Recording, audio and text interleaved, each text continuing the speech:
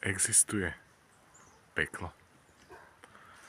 No, môžem vám povedať so 100% zárukou, že nie.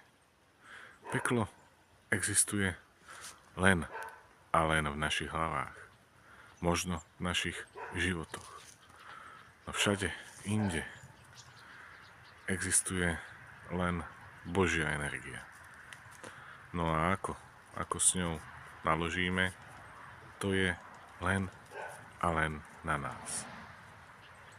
Ak naložíme s Božou energiou správne, budeme tu na zemi zažívať raj a nebeské nádherné stavy.